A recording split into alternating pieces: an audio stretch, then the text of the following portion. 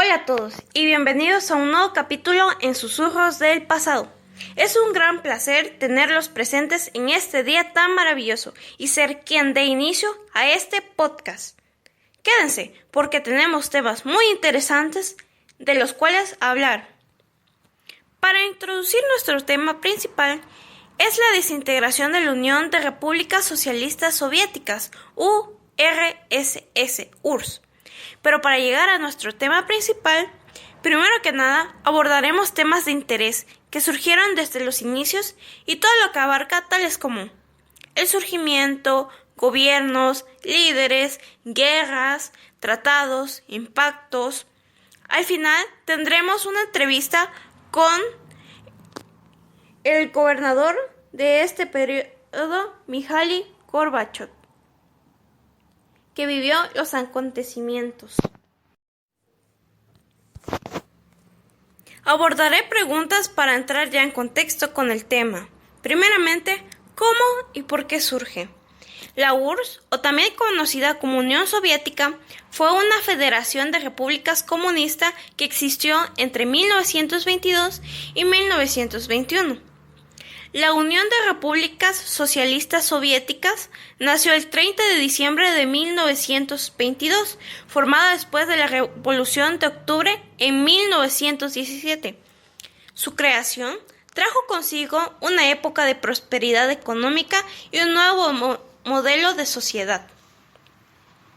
En 1917, la Revolución de Octubre, liderada por Vladimir Lenin, derrocó el régimen del zar Nicolás II, quien tuvo que abdicar y se instaló un gobierno provisional. No se preocupen, veremos quiénes son estos personajes. Poco después, en 1922, se constituye oficialmente la URSS, pero no es hasta febrero de 1924 que es reconocida oficialmente por las potencias Gran Bretaña, Francia e Italia.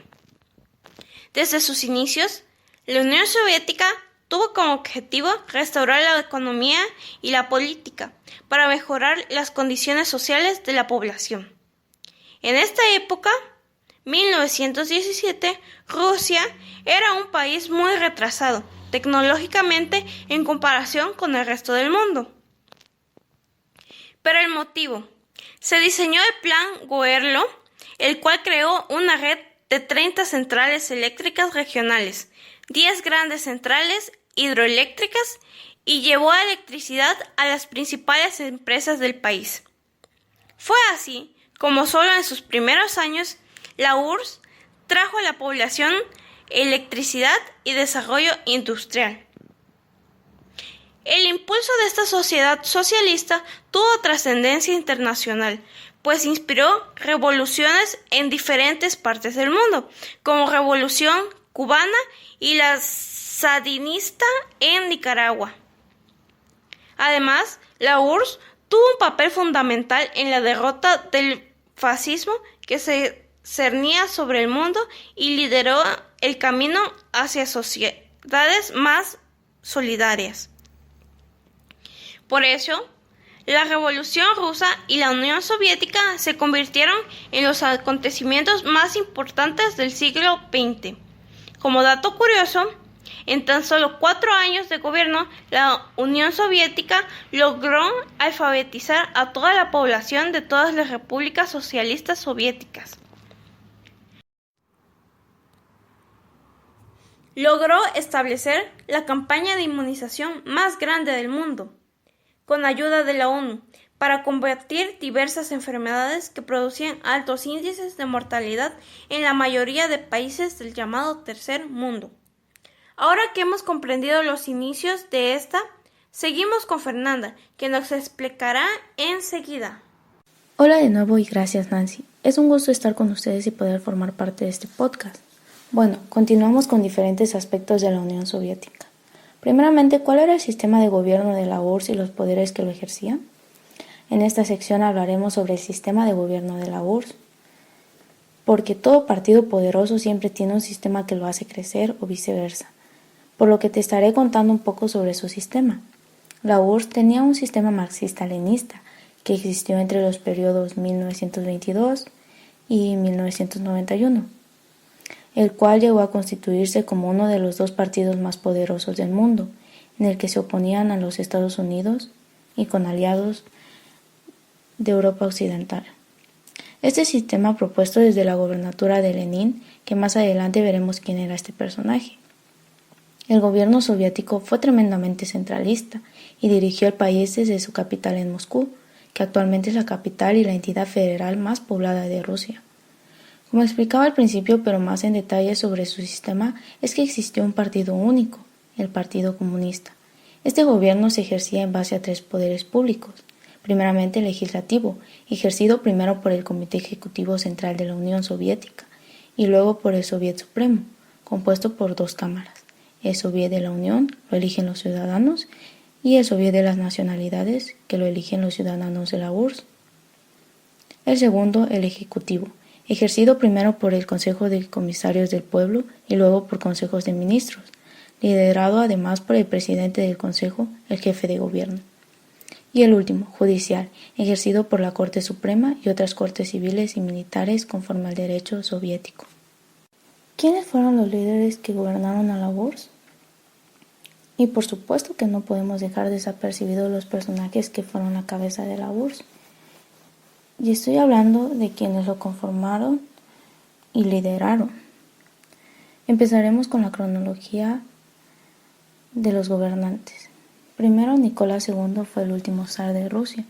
Nació en 1868, fue coronado en 1896, abdicó en 1917 y fue fusilado junto con su familia por los revolucionarios bolcheviques en 1918. En este momento hubo algo llamado autocracia zarista. Te explico un poco sobre lo que se trataba. El Imperio ruso en el siglo XX mantenía una monarquía absoluta en la que el zar estaba concentrado en un poder absoluto investido proveniente de Dios, o sea, llamado autocracia zarista, y en los que nadie podía controlar los actos del zar por más arbitrarios y radicales que fueran. Entonces, debido a este acontecimiento, muchos grupos surgieron luchando en contra de esta monarquía, en el que se destacaba un pequeño grupo de marxistas revolucionarios dirigidos por Lenin. El segundo es Vladimir Ulyanov, alias Lenin. Nace en 1870, líder revolucionario de escala mundial. Fue el primer presidente del gobierno bolchevique y fue el fundador de la Unión Soviética.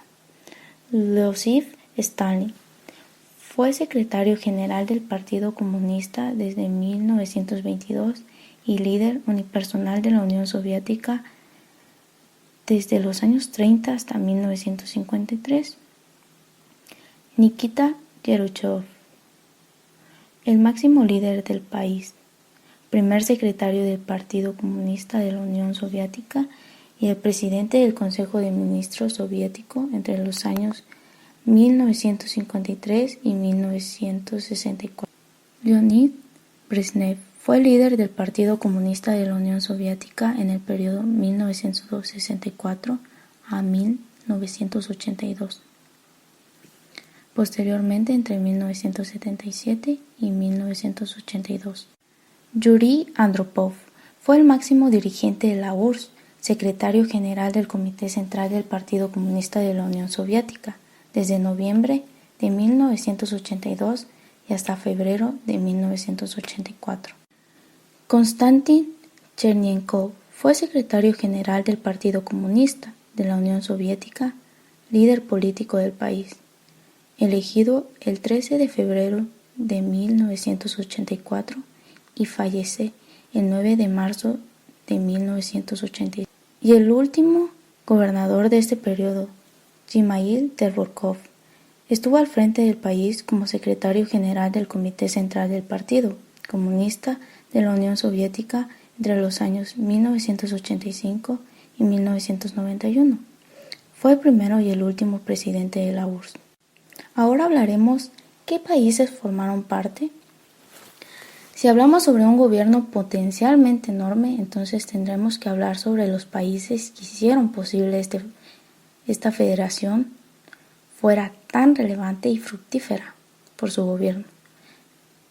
Al principio, en su fundación, la URSS solo tenía 4 repúblicas socialistas soviéticas, formadas directamente tras la Revolución de Octubre, pero con el paso de los años siguió creciendo y creciendo hasta que tuvo 15 repúblicas en 1940, de las cuales son Armenia, Azerbaiyán, Bielorrusia, Georgia, Kazajistán, Kirguistán, Lituania, Moldavia, Rusia, Turkmenistán, Ucrania, Uzbekistán, Estonia, Letonia, Tayikistán. Ahora es turno de Ana, que abordará otros aspectos relacionados a la URSS.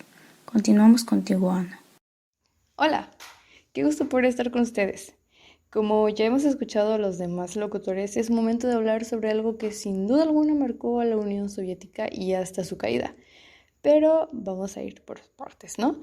Porque vamos a ir desmenuzando poco a poco esto sobre las cosas de la Unión Soviética. Entonces empecemos con una pregunta bastante interesante, la cual dice, ¿en qué guerras participó la Unión Soviética? Bueno, esto nos conlleva con la otra cosa que son los tratados. Entonces, ¿cuáles fueron los tratados más importantes que realizó la URSS? Bueno, los vamos a descubrir. Así que cabe mencionar que vamos a estar dando los puntos más importantes para poder así centralizar la historia y poder resumirla de una manera entendible. Así que hablando de las guerras que surgieron en el periodo de 1921 a 1991, que cabe destacar más bien, que es un periodo bastante largo, imagínense, casi un siglo en donde la Unión Soviética estuvo en pie. Pero bueno, en este periodo se destacó la Revolución de Octubre, la Guerra de Invierno, la Operación Barbarroja, la Batalla de Stalingrado, la Batalla de Berlín, la Guerra Fría y pues entre muchas otras, ¿no? Así como ya les había mencionado antes, entre estas guerras, entre una guerra y una guerra, y entre una batalla y otra, pues poco a poco se fue dando lo de los tratados. Entre esos lapsos de tiempo se daban los tratados y así, ¿no?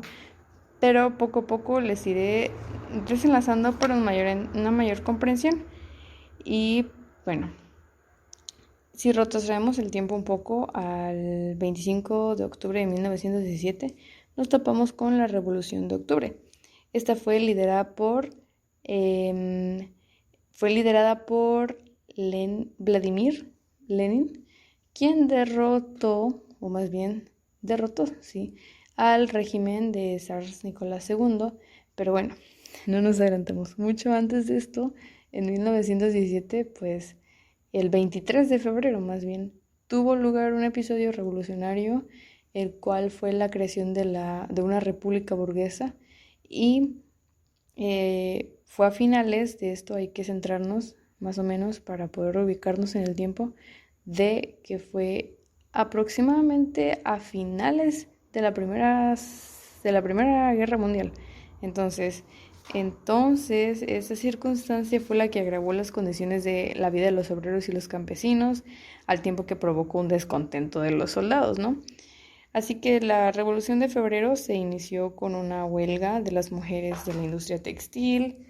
En primer lugar, pues la falta de productos básicos en la capital de Rusia en la Primera Guerra Mundial llevó a que la sociedad saliera a las calles a hacer huelgas. Pues bueno, la respuesta de los patronos llevó a cerrar las fábricas y a despedir a miles de ciudadanos y a trabajadores. Esto conllevó a la convocatoria de una manifestación en donde pues se pedían derechos laborales. Así que se produjo un ataque entre los obreros y los soldados. Pero el día 27 de febrero, el Soviet de San Petersburgo llamó a todos a una revolución rusa, es decir, que se levantó una revolución rusa. Así que se proclamó entonces la república dirigida a un gobierno provisional que pues tenía como principal objetivo convertir a Rusia en una democracia de corte liberal burguesa. Pero pasando un poquito más al tiempo, a la historia, pues nos encontramos con la guerra de la Revolución de Octubre. Esta trajo consigo una época de prosperidad económica, pero a la vez como que un quiebre ahí, ¿no? ¿Por qué? Por el descontento que se extendió en todo Rusia. O sea, ya estaba el descontento del quiebre después de la Primera Guerra Mundial. Entonces así fue como hubieron avances de guerras y etcétera, ¿no? Pero en julio de 1917 estallan nuevas revueltas. Eso quiere decir que estaban todos reprimidos por el gobierno de Kerensky, y al ser impulsados por Lenin y Trotsky, los bolcheviques vieron crecer su poder y su perseverancia hasta que decidieron hacer el levantamiento del 25 de octubre, el cual terminaron tomando puntos estratégicos de San Petersburgo e instalaron un nuevo gobierno. Bueno, pues aquí se puede decir que se agravó un poco la circunstancia, porque aún les esperaba muchísimos años de enfrentamiento, todo lo que venía por delante, era una cuestión bastante mala que iba a atravesar esta Unión Soviética, ¿no? Pero pues se mantuvo en pie mucho tiempo, así que pues esta fue como que la primera piedra del régimen soviético que marcaría el transcurso de todo el siglo XX prácticamente. Ahora bien, pasando a la Guerra de Invierno, podemos apreciar que Rusia siempre deseó el territorio finlandés. Esto es porque Rusia, o más bien la Unión Soviética, quiso abarcar más territorios, es decir, quería conquistar, por eso quería hacerse súper grande. Pero pues sí, siempre quiso el territorio finlandés y este no fue la excepción, porque fue el primero en la lista para conquistar. Entonces, si ya nos ubicamos en 1934, en donde se firma un tratado de los soviéticos con los finlandeses, hacen que este tratado sea no a la agresión. Entonces, este tratado prácticamente tenía una duración de 10 años, pues, pero a los pocos años y con el conflicto de Europa, pues cada vez más candente, Stalin se da cuenta de un pequeñito problema, ¿no? Y en 1938 Stalin llama a Finlandia y les dice que si se aliaban por si los alemanes querían invadir. Pero Finlandia rechaza la oferta y en 2 ocasiones, o sea, los rechazó en 2 ocasiones, no se quiso unir por las buenas. Así que, pues obviamente la Unión Soviética declara guerra. ¿Por qué? Porque quería invadir territorio finlandés. Así que, entonces, como ya les había dicho que rechazó la oferta 2 veces, el 26 de noviembre, pues empiezan los enfrentamientos, empiezan los holgorios, las fiestas de pirotecnias, porque pues obviamente habían buques, todo eso, ¿no? Así que Rusia atacó una provincia de Rusia, o sea, Rusia contra Rusia. No era Rusia contra Rusia, ya que era toda una estrategia, todo era un plan. ¿Para qué? Para echarle la culpa a Finlandia de que ellos habían sido y así poderle quitarle un poco de su territorio. Era prácticamente una estrategia para poder quitar territorio haciendo culpables a los finlandeses, pero no se pudo. ¿Por qué? Porque Finlandia, siendo un lugar tan pequeño, se pudo resistir. Así que, y encima, cabe mencionar que Rusia pidió que Finlandia diera disculpas, pero obviamente los finlandeses pues se niegan y rompen el tratado de los 10 años. Y 4 días después, el 30 de noviembre de 1939, empieza la guerra y la Unión Soviética estaba perdiendo el ataque, pero pues Stalin mandó refuerzos porque pues obviamente no se querían dejar vencer. Y mientras tanto, los británicos y franceses ofrecieron ayuda a los finlandeses para que se aliaran y pudieran vencer a la Unión Soviética. Así fue como el 12 de febrero, ya con la situación muy bien para los rusos, estos ofrecen un tratado de paz para Finlandia a cambio de los territorios, pero no vuelven a aceptar, o sea, eran duros esos finlandeses. Y pues finalmente, después de tantas vueltas, Finlandia cede el 11% de su territorio con el Tratado de Paz de Moscú. Es decir, que al fin de cuentas Finlandia sí se dejó vencer por las buenas, firmando un tratado, ya es de lo que les había comentado, ¿no? De que los tratados se dan entre las guerras y así. Bueno, en este caso, pues pasando allá con Hitler, ya estaba la Segunda Guerra Mundial y era un revuelto total porque en 1941 Hitler emprendió la Operación Barbarroja, la cual consistía en invadir territorio soviético. Es decir, que Hitler lo que quería era invadir territorio soviético, quería ganar petróleo, quería conseguir petróleo de Rusia y quería llegar a Moscú, matar a la persona que estaba al frente y también pues conseguir las reservas de cereales y pues obviamente derrotar a su enemigo a toda costa con las ideologías. Pero el invierno ruso pues ya estaba quemando ahí y pues la falta de combustible hicieron fracasar algunos planes de Hitler y en consecuencia pues prolongó la guerra porque la tenían así como que planeada para unos cuantos días, unos cuantos meses, pero pues estaban justamente en invierno y pues eso hizo que se prolongara la guerra. Pero bueno, posteriormente la batalla de Stalingrado fue un conflicto bélico entre el ejército rojo, es decir, la Unión Soviética, porque así se les decía, y Wehrmacht de la Alemania nazi. Durante la Segunda Guerra Mundial sucedió esto y pues fue algo lamentable porque fue el 2 de febrero de 1943 que termina la batalla de la Unión Soviética derrotando a Alemania. Imagínense, ¿cómo es que Hitler iba a perder esta guerra? No se veía porque el que traía aquí potencia era Hitler. Pero bueno, pues sí, la Unión Soviética le gana a Alemania y con esto pues la derrota empezó el camino de los soviéticos hacia Berlín y hacia la decadencia del poder nazi. Como siguiente guerra se tuvo la guerra o la batalla de Berlín, en donde la victoria soviética puso fin al régimen nazi, ya que la Unión Soviética conquistaría Berlín, o más bien conquistó Berlín, y derrotó a Alemania el 16 de abril de 1945.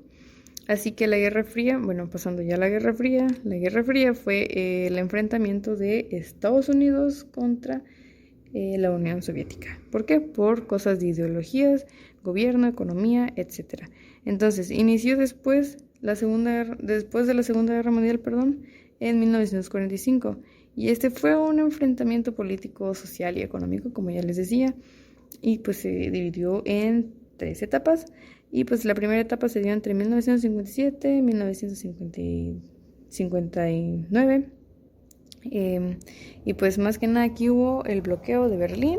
Por destacar algunos puntos, pues estuvo el bloqueo de Berlín, también la guerra de Corea y el enfrentamiento abierto. ¿Qué quiere decir esto? El enfrentamiento abierto fue prácticamente cuando dos bandos de los soldados se encontraban cara a cara.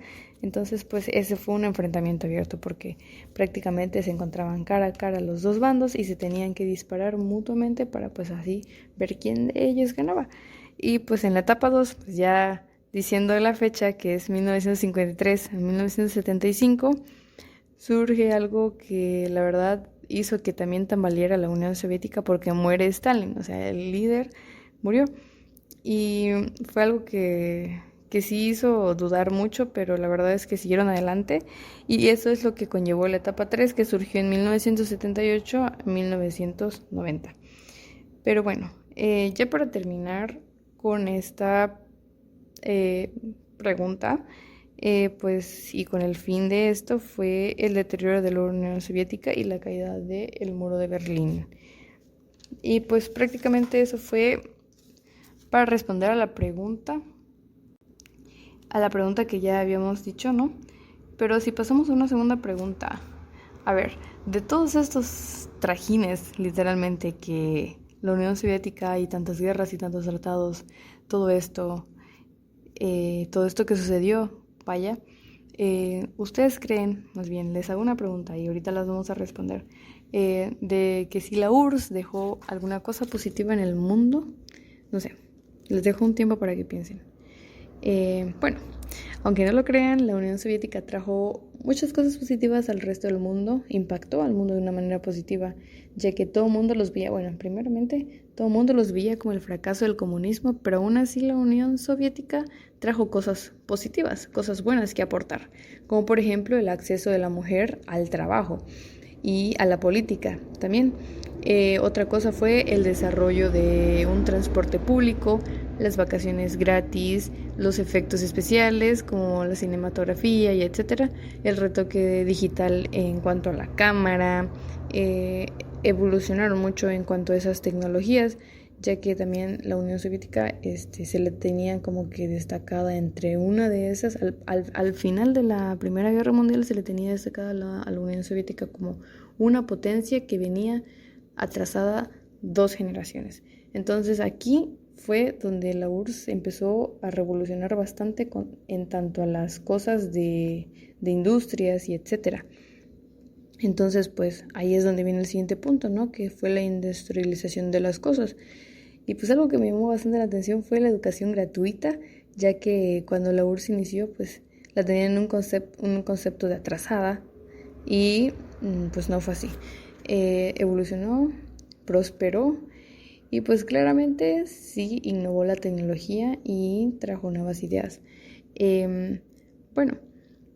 Claramente una gran parte fueron negativas, que impactó grandemente al mundo, pero no se puede dejar de lado las cosas positivas que beneficiaron al resto del planeta, claro, porque pues sí impactó bastante. ¿Y para ti qué impacto tuvo en el mundo? Para empezar, la URSS trajo consigo una época de prosperidad económica y un nuevo modelo de sociedad. Ellos diseñaron el Plan Goelro, el cual creó una red de centrales eléctricas y llevó electricidad a las principales empresas del país. Fue así como solo en sus primeros años la URSS trajo a la población electricidad y desarrollo industrial.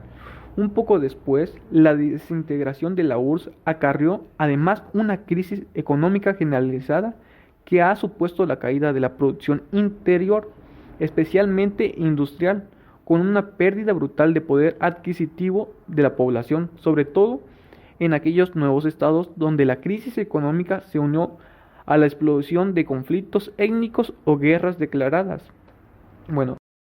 ¿Cuáles fueron las ventajas y desventajas de la URSS? Las ventajas serían que la economía se planifica con base a las necesidades sociales, se garantiza el trabajo para todos y no hay desempleo, la salud y trabajo para todos, y también la educación se torna en un asunto social y no privados, se van acabando las diferencias y clases sociales.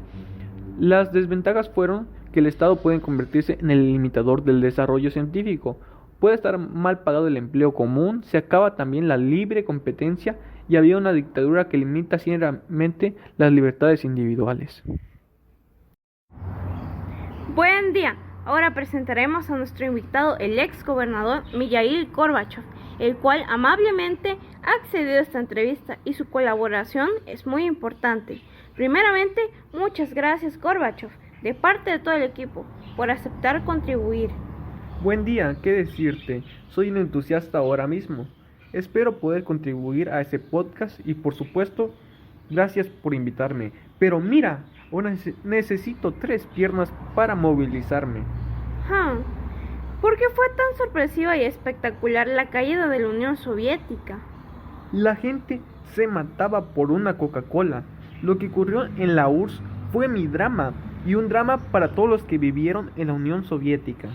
¿Qué crees que pasó unos días antes cuando los líderes de Rusia, Bielorrusia y Ucrania se unieron? Hubo traición a nuestras espaldas, a mis espaldas. Quemaron toda la casa para encender un cigarrillo, solo para llegar al poder, ya que no pudieron hacerlo por medios democráticos. Entonces cometieron un crimen. Ese crimen fue un golpe de Estado, ¿Y dónde estaba cuando la bandera soviética fue arriada por última vez? Estábamos en una ruta a una guerra civil y yo quería evitarlo. El enfrentamiento y la división en un país como el nuestro, repleto de armas, incluyendo armas nucleares, podría haber causado numerosas muertes y causando una inmensa destrucción. Yo no podía permitir que eso pasara. Renunciar Fue mi victoria, mi victoria. ¿Piensas que la libertad de Rusia está bajo amenaza al día de hoy? Tenemos que hablar francamente de esto. Hay personas para quienes la libertad es una molestia, no se sienten bien con ella. Entonces, ¿te refieres a Vladimir Putin? Tendrás que adivinar a quién me refiero.